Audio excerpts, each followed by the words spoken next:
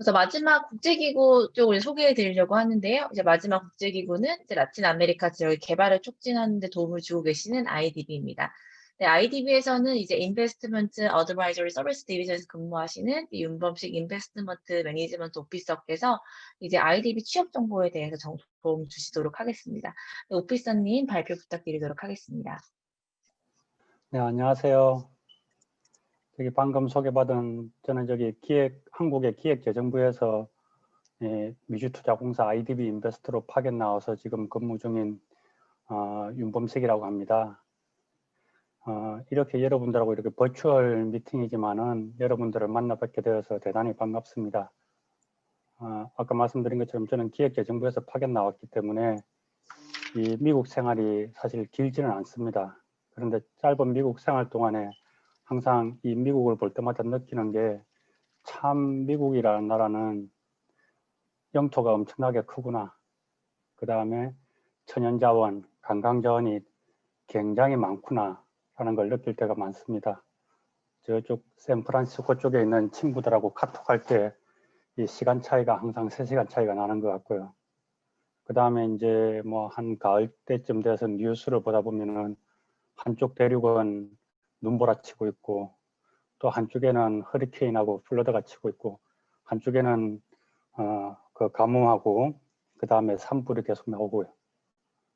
뭐 그 다음에 이제 또 소소한 겁니다만은 한국만큼 그렇게 쓰레기 분리수거라든지 그런 게 강하지가 않잖아요. 그런 걸 볼 때마다 참 축복받은 나라구나, 천연자원에 있어서는 적어도 라는 생각을 많이 합니다. 그럴 때 또 느끼는 게 제가 여러분하고는 조금 세대가 좀 나이가 든 세대인 것 같은데 예전에 초등학교나 중학교나 고등학교 때 지리 시간이나 이제 사회 시간에 항상 그 학교 선생님들이 강조하셨던 말들이 생각이 나는 것 같아요. 한국은 다른 무엇보다도 가장 우수한 인적 자원을 가지고 있다라고 늘 말씀을 하셨던 것 같아요. 뭐 다 잘 아시는 것처럼 오롯이 그러한 인적 자원만 가지고 아시는 것처럼 우리 조국 대한민국은 전 세계에서 최단기간에 세계 경제 10위 규모의 경제 대국에 들어섰습니다. 참 자랑스러운 나라인 것 같아요. 이런 나라를 만든 게 여러분의 부모님 세대, 할아버지 세대인 것 같습니다. 그리고 여러분들은 그렇게 높은 그리고 많은 걸 이뤄낸 할아버지, 부모님 세대 밑에서 잘 자라온 젊은 세대들이고요. 당연히 여러분들의 실력이라든지 능력이라든지 그 다음에 지성, 학업 수준은 잠시만요. 훨씬 더 세계 최고 수준이 아닐까 저는 확신합니다. 결국 제가 느끼는 거는 이 지금 설명에 와 계신 여러분 바로 한 분 한 분이 대한민국의 미래를 결정하는 없어서 안 되는 가장 소중한 인적 재원이라고 저는 느낍니다. 그리고 자부하고요. 그런데 여러분처럼 이렇게 소중한 재원을 사석에서 만나려고 하면은 시간도 많이 걸리고 그 다음에 여러 가지 또 한 분 한 분 만나 뵙기도 어려운데 이런 자리를 빌어서 여러분들을 다 한꺼번에 볼 수 있고 또 아울러 제가 지금 현재 파견 나와서 근무하고 있는 IDB가 한국과 어떠한 일을 하는지에 대해서 소개할 수 있도록 해주신 우리 대사관 그리고 저기 코트라 관계자분들과 신호철 고용노동관님께 다시 한번 감사드립니다. 그러면은 바로 저도 IDB에 대해서 소개를 하도록 하겠습니다. 잠시만요. 예, 먼저 목차입니다. 뭐 크게 두 가지로 준비를 했습니다. IDB가 한국과 어떠한 관계를 가지고 있느냐 하나 큰 목차고요. 그 다음에는 우리 IDB에 우리 한국 분들이 어떻게 채용되는지에 대한 내용입니다. 먼저 다 아시겠습니다만은 IDB 그룹에 대한 소개를 간단하게 하겠습니다. 보고 계신 것처럼 IDB 그룹에는 메인인 IDB가 있습니다. 아시는 것처럼 중미라든지 남미, 캐리비안 지역에 있는 개도국들, 뭐 다 개도국이지만은 거기를 담당을 하고 있고요. IDB 자체는 정부라든지 공공부문을 상대로 공공투자라든지 기술 지원, 뭐 테크니컬 코어퍼레이션이라는 용어로 쓰긴 쓰는데 그 다음에 융자 등을 지원을 해주고 있습니다.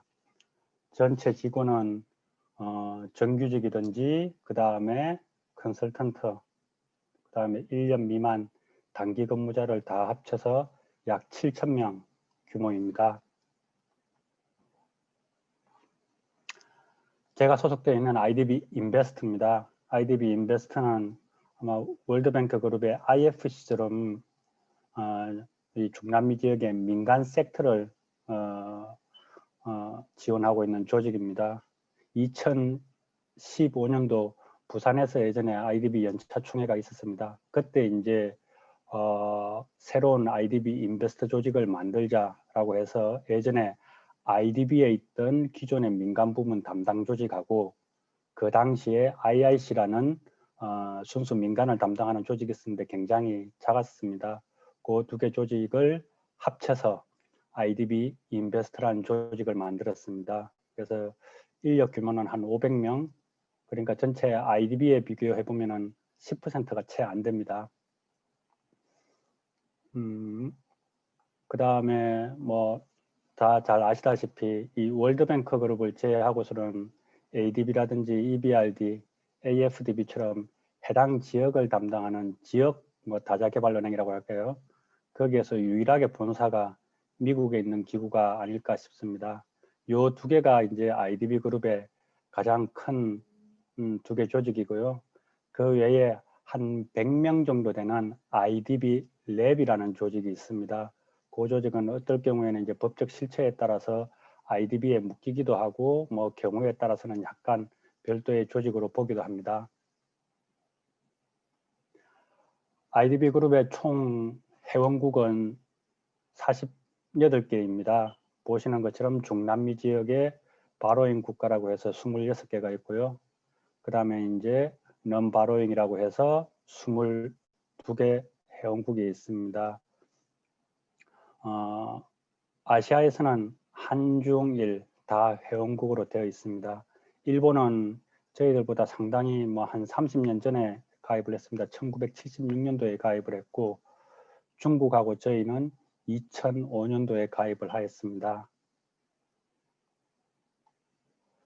간단하게 IDB 그룹의 인력 현황에 대해서 말씀을 드리겠습니다.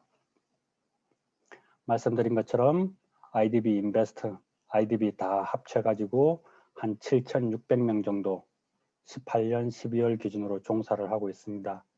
먼저 IDB를 보시면은 인력 구조가 정규직이 1,800, 아까 말씀드린 1년 미만 단기 근무자까지 다 합쳐서 그냥 통틀어서 컨설턴트 분들이라고 했을 때 이분들이 한 5,200명 정도 있고요.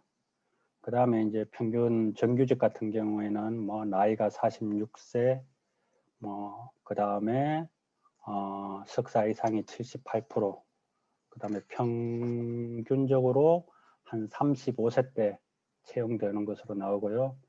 그 다음에 이 본사에 많이 근무하냐 아니면은 컨트리 오피스에 많이 근무하냐를 봤을 때 본사 비중이 한 67% 되고요. 성비로 봤을 때는 여성분들이 53% 정도가 됩니다. 컨설턴트 분들은 본사 근무가 비율이 한 31% 정도 되고 그 다음에 여성의 비율이 43% 정도 됩니다. 그런데 IDB 인베스트 아까 한 500명 되는 조직 IDB 인베스트는 뭐 정규직이든지 컨설턴트든지 다 구분 없이 본사의 근무 비중이 한 70%가 넘고요. 전체적으로 국적으로 봤을 때는 두 기관 다 크게 다르지가 않습니다. 주요하게 뭐 빅5라고 하면은 미국, 아르헨티나, 페루, 멕시코, 뭐 브라질, 콜롬비아 등이 우세합니다. 여개국 중에서는 당연하게 스페인이고요. 지금 여기에서 보시면은 정규직 같은 경우 IDB 인베스트에 스페인이 탑5로 랭크가 되어 있는데 사실 저 IDB 쪽도 이제 저기 정규직 기준으로 보게 되면은 111명입니다. 저 브라질 116명 다음에 6위에 해당됩니다. 제가 사실 IDB에 평생 종사하는 사람인 것 같으면은 IDB에 대해서 좋은 말만 말씀을 드리고 그렇게 해야 되는데, 저 또한 또 사실 IDB를 거쳐가는 사람 중에 한 사람이기 때문에 어느 정도 좀 객관적으로 말씀을 드린다는 차원에서 틀림없이 IDB는 이 언어라는 측면에서 스페인어가 역시 또 넘어야 될 하나의 자격 요건으로 우리 한국인들에게 작용하는 것은 틀림없는 사실인 것 같아요. 맨 마지막에 그러면은 우리 한국 분들이 현재 얼마만큼 근무하느냐에서 제가 정확하지는 않습니다만은 지금 12월 현재 금년도 2020년도 12월 현재 정규직 6명, 컨설턴트 15명 정도가 근무하고 있습니다. 물론 이제 정부라든지 공공기관에서 파견 나오신 분들을 다 제외하고 말씀을 드리는 겁니다. 아마 그러다 보니까 이미 기존에 소개했던 다른 국제기구들하고 앞으로 설명드릴 내용이 조금 양상이 조금 틀릴 것 같습니다. 우리나라 지분입니다. 2005년도에 아까 말씀드린 것처럼 전체 아까 48개 회원사 중에서 회원국 중에서 47번째로 가입을 했습니다. 제가 알기로는 당시 보스니아나 헤르체고비나 같은 기존의 IDB의 지분을 가지고 있던 나라들이 그 지분을 포기를 했습니다. 그러다 보니까 한국하고 중국하고 각각 0.004%의 지분을 가지고 가입을 했습니다. 요거는 제가 지금 말씀드린 거는 IDB 기준입니다. IDB하고 IDB 아까 말씀드린 인베스트하고 이 회원국 자체가 틀립니다. 당연히 IDB나 IDB 인베스트나 중남미에 있는 국가들은 뭐 양쪽 다 회원국이겠습니다만은 여기에 있는 국가들은 어떤 나라는 IDB만 회원국인 나라, 어떤 경우는 IDB 인베스트만 회원국인 나라, 경우에 따라서는 두 군데 다 회원국인 나라 그렇게 있습니다. 전체 100% 지분율 중에서 중남미 쪽이 제가 알기로는 이 설립 규정에 따라서 50.01%인가 돼 있습니다. 그 다음에 미국이 30%, 일본이 5%, 캐나다가 4%, 그 다음에 스페인, 독일, 이탈리아, 프랑스 여기가 1.7에서 8% 정도가 됩니다. 그렇게 해서 한 7, 8%를 다 가지게 됩니다. 그러다 보니까 나머지 여괴에 있는 22개국 중에서 21개국 정도가 7%의 지분을 나누어 가지는 그런 구조가 됩니다. 그러다 보니까 뭐 한국 구조 지분이 작을 수밖에 없고요. 어쨌거나 이제 새 총재가 오셨기 때문에 다 또 총재분들이 오시면은 이제 신규 사업을 해야 되고 또 그런 과정에서 이제 정자 논의가 있을 것으로 예상이 됩니다. 그래서 만약에 그 논의가 있고 좋은 기회가 있다면은 우리나라 지분율을 좀 더 확대할 수 있는 그런 기회가 되었으면 하는 게 제 바람입니다.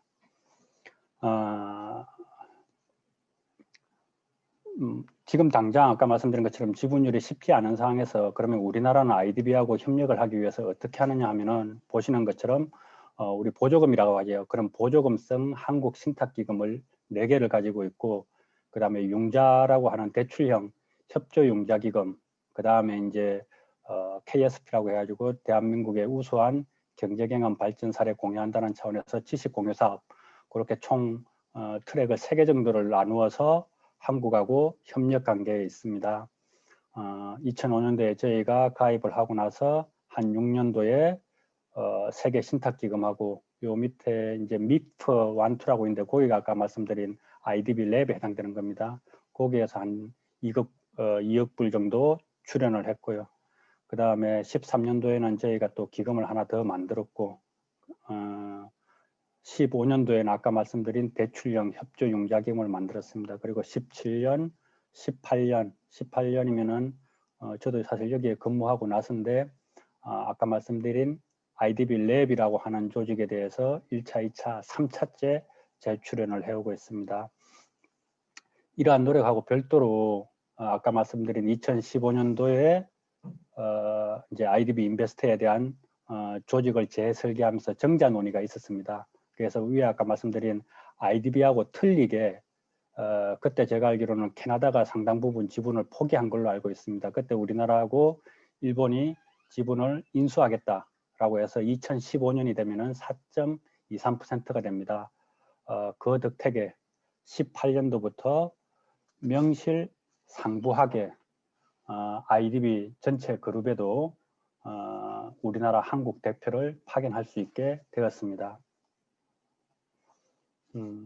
아까 말씀드린 우리 4개의 한국 신탁기금은 사실 한국하고 중남미하고 IDB하고 한국 사업을 인큐베이팅 한다고 해야 될까요? 그런 플랫폼 역할을 하는 거하고 동시에 아까 말씀드린 뭐 한국인 16분 정도의 컨설턴트 분들이 채용되어서 근무하는 그런 거하고 밀접한 관련이 있기 때문에 조금만 더 보도록 할게요. 지식협력기금 제일 첫 번째는 말씀드린 과학기술, 에너지 이런 분야에 포커스를 맞추고 있고요. 빈곤감축기금 느낌은 오시겠습니다만 주로 사회 분야에 대해서 포커스를 맞추고 있습니다. 재정혁신기금은 말 그대로 재정 분야, 그 다음에 민간혁신기금은 ICT나 디지털, 스타트업 분야에 맞추고 있습니다. 이런 사업들이 대부분 구성요소는 비슷합니다. 처음에 뭐 연구 영역이라고 하는 마켓 테스트라든지 그런 게 이제 한 세션이 돼 있고, 그 다음에 뭐 워크숍, 현장 방문 등 정책 역량 강화 내지 지식 공유하는 거, 그 다음에 원어원 혹은 컨설팅 혹은 파일럿 테스트라고 해서 크게 저희가 사업을 하게 되면은 한 3개 정도로 한 사업당 그런 3개 정도의 세부 구성 요소가 있습니다. 2020년도에만 이 코비드 상황에도 불구하고 전체 4개 기금을 통해서 총 24개 사업에 1,700만 불 규모로 승인을 해줬습니다.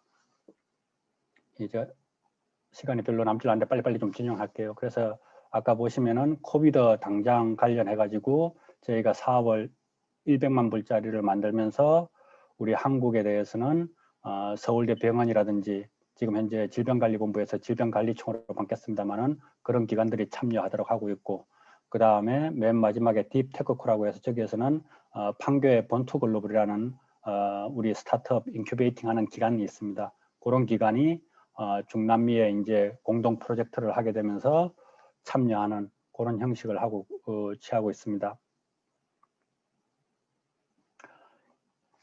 2020년에 IDB하고 한국의 주요 활동을 보시면은 아까 말씀드린 것처럼 20년 4월에 조 사업하고는 별개입니다만은 질병관리본부를 초빙해서 중남미 국가하고 IDB 관계자에게 우리 K 방역의 우수성에 대해서 공유를 했고요. 그 다음에 6월이죠. 한 콜롬비아 그때 이반 두que 대통령, 그 다음에 IDB 총재, 우리 한국의 홍남기 경제부총리께서 참여를 하셔가지고 이 코비드 상황에서 글로벌 경제 대응 방향에 대해서 논의를 했고요.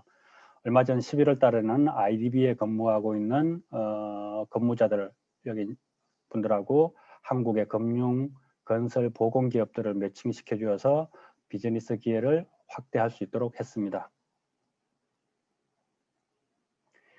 요게 이상으로 이제 IDB하고 한국하고 무슨 일을 하는지에 대해서 설명을 드렸습니다. 이제 지금 여러분들께서 가장 궁금해 하실 부분인데 사실 요게 아까 말씀드린 다 사업들하고 다 관련이 있습니다.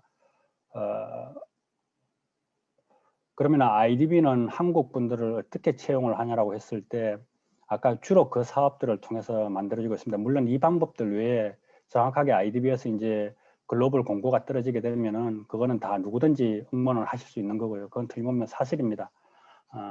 그러나 앞에 있는 한국하고의 관련되는 사업에 있어서는 이제 저희 우리 정부 기관에서 나오신 분들이 이제 최대한 사업을 발굴하는데 구조는 이렇습니다.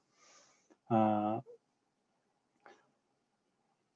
말씀드린 그 4개 기금을 통해서 한국하고의 협력 사업을 먼저 발굴을 합니다. 저희가.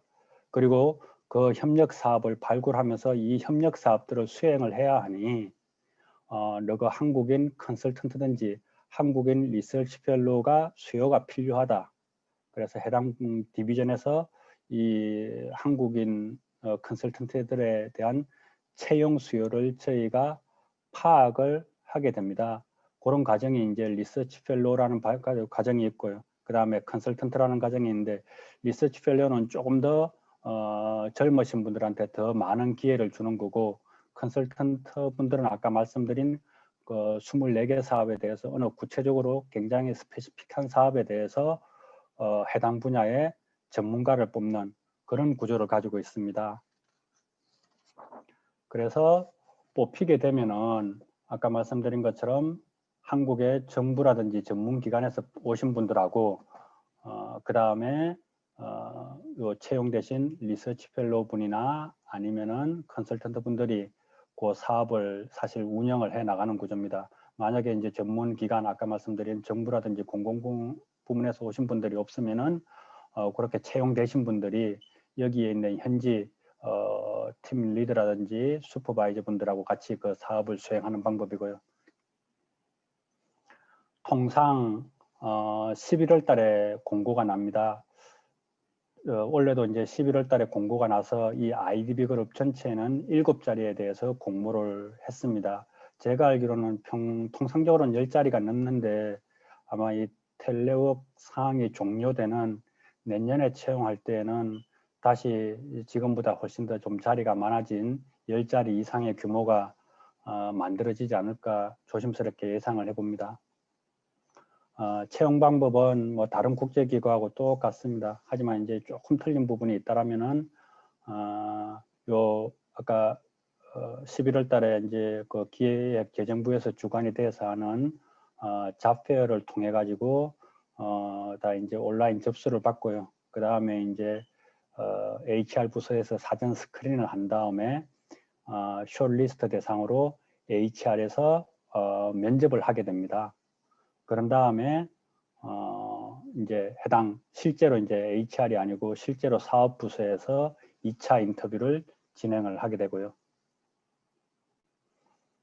뭐 잘 아시는 것처럼 이 CV에 대해서는 별도로 주어진 양식이 없습니다. 다 그냥 다 일목요연하게 자기의 강점들을 잘 작성을 하셔가지고 제출해 주시면 되고요. 근데 이제 요거 관련해서 간단하게 그냥 뭐 좀 제 경험을 좀 말씀드리면은 반드시 그렇지는 않습니다만은 통상 처음 이렇게 CV를 적으시다 보면은 처음에 사회에 진출하시는 분들은 사실 경력이 별로 없습니다. 그러다 보니까 뭐 학교 들어가서 그 다음에 이제 뭐 하는 기간 동안에 그런 공백 기간을 막기 위해 가지고 경력을 적으시는 과정에서 상당히 많이 적으시는 경향들이 있어요. 나는 이것도 해보고 다른 분야에 대해서 관심도 많고 다재다능하다는 걸 많이 나타내는 부분들은 있습니다.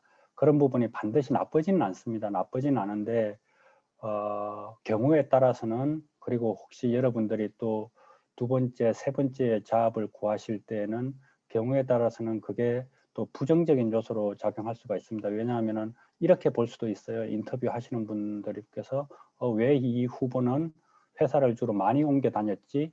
이런 조직 생활하는 거에 대해서 조금 뭐가 안 맞나라고 의구심을 가질 수는 있거든요. 그래서 뭐 그때그때 따라서 정답이 없습니다. 그때그때 따라서 여러분들께서 그렇게 다양하게 적으시는 것도 하나의 방법, 아니면은 굳이 큰 거 위주로 본인의 경력이 잘 나타날 수 있도록 적는 것도 하나의 방법인 것 같습니다. 아까 말씀드린 것처럼 1차 면접을 하게 되면 뱅크에 있는 HR 관계자하고 뭐 통상 세 분이 들어와서 영어로 혹은 필요한 경우에는 스페니쉬로 지원을 하게 되고요. 한 30분 정도 합니다. 굳이 말씀드리면 지원 목적이라든지 무슨 분야에 관심이 있는지, 그 다음에 본인이 지금까지 해왔던 뭐 학교가 되겠죠. 그런 것들 중에서 가장 잘한 거, 아쉬운 일, 그 다음에 본인의 경력 가지고 이 IDB 그룹에 어떻게 기여를 할 수 있는 것인지, 그 다음에 여기에 근무한 다음에 내 모습이 어떨 것 같냐, 그 다음에 라틴 문화에 대해서 어떻게 생각하느냐, 이 정도가 기본적으로 묻는 내용이 아닌가 싶습니다. 2차에서는 해당 부서에서 합니다. 그러니까 이제 사업 질문들이 조금 더 그 사업의 연관성 있게 질문이 이루어지는 것은 사실입니다. 그런데 하다 보면은 아까 말씀드린 HR에서 인터뷰했던 그분들하고 2차에서 사업부서에서 인터뷰 보시는 분들 간에 사전에 질문 리스트라든지 그런 게 공유되는 건 아닙니다. 그러다 보니까 1차 때 했던 말들에 대해서 혹시 본인이 번복을 할 수도 있는 거고, 아니면은 기억을 못해서 비슷했던 질문인데 약간 애매모호할 수도 있는데, 그런 부분들은 뭐 크게 이 내부에서 잘 연관성 있게 정보 공유가 되는 부분들이 아니기 때문에 또 그때 따라서 뭐 답변을 하시면 될 것 같아요. 아까 말씀드린 저희 부서도 지금 아까 말씀드린 7명 중에서 1명을 뽑도록 되어 있고, 제가 지금 근무하는 부서도 지금 저희도 2차 면접 준비 중에 있습니다. 그 다음은 테크코라는 프로그램입니다. 이거는 저도 18년 12월 달에 제가 이 사업을 조금 담당했던 적이 있어가지고 대사관에서 설명할 때 설명드렸던 적이 있습니다. 한마디로 한국의 젊은 ICT 인재들을 우리 IDB 그룹의 컨설턴트로 채용을 해서 중남미 국가에 직접 근무하도록 설계된 사업입니다. 1차 사업을 했습니다. 1차는 8명이 선발이 되어서 갔고요. 지금은 제가 담당을 안 하는데 아마 그분들이 다 오시거나 그랬을 겁니다. 그래서 현재 21년도 2차 프로그램 준비 중에 있고, 아까 말씀드린 그 사업, 아까 말씀드린 리서치 펠로우하고 컨설턴트 뽑는 사업하고는 별개의 사업입니다. 인턴십 프로그램입니다. 요거는 이제 우리 뱅크 자체의 인턴십 프로그램이고요. 밑에 보시면은 1월부터 3월 혹은 6월부터 8월 2달 동안 뱅크가 무슨 일을 하는지 경험할 수 있는 기회입니다. 최소 23세 이상 이전에 다른 회사에 근무한 경력이 없어야 되는 거고요. 그 다음에는 이거는 우리 아까 말씀드린 IDB 그룹의 HRD에서 직접 주관하는 사업이기 때문에, 그리고 HRD에 저희가 관계자들을 만나보면은 여개국, 특히 한중일이나 이런 데에서 이 인턴십 프로그램에 대해서 응모를 해줬으면 좋겠다라는 게 자기네들의 분명한 의사입니다. 제 기억이 맞다라면 이번에 코비드 상황이 터지기 전에 예전에 뱅크의 HR 담당자가 한국에 그 기재부 주관으로 하는 국제기구 채용 박람회에 가서 그때 몇 개 대학들을 대상으로 IDB에 대한 소개를 한 적이 있었습니다. 그때 모 친구가 나는 반드시 IDB에 가겠다라고 해가지고 인턴십 프로그램에 올 1월, 코비드 터지기 전인 1월에 이 인턴십 자격으로 와서 코비드 상황이 끝나는 3월 달까지 여기에서 뱅크를 경험을 했던 걸로 알고 있습니다. 요건 다 인턴십 프로그램에 관한 내용입니다. 이제 죄송합니다. 시간이 많이 길어졌는데 제가 사실 지금 여러분 다 정확하게는 알 수가 없습니다. 뭐 경우에 따라서는 대학 졸업반이 있을 수도 있고요, 졸업생이 있을 수도 있고, 대학원에 재학하거나 졸업하는 경우 등이 있을 것 같은데, 뭐 대충 다 감안을 해보면은 그래도 여러분들이 다 95년생 전후의 분들이 아닐까 그냥 추측을 해봅니다. 아마 태어나서 자란 곳이 미국일 수도 있는 것이고 한국일 수도 있는 것이고, 어느 쪽이든지 간에 부모님에 대해서 부모님의 엄청난 교육열과 기대 속에서 여러분들이 아마 초등학교 다니기 전부터 많은 분들이 학원을 다니셨을 것 같아요. 그 다음부터 이제 본인들이 장래를 위해서 하나씩 커리어를 쌓아 나가고, 옆에 있는 동급생들이 친구로 보이기보다는 아마 경쟁자로 느껴졌을 때가 훨씬 더 많을 것 같고요. 지금까지 살아오면서 아마 크게 부모님 속 한 번은 안 썩여드리고 잘 자라왔을 것 같은데, 이번 코비드 상황 때문에 사회에 진출하고자 하는 첫 발걸음부터 사실 쉽지 않아 보이는 것 같아요. 여기에 와 계신 분들이 뭐 정확한 사유나 뭐 이유를 다 알 수 없고 사정을 다 알 수 없지만은,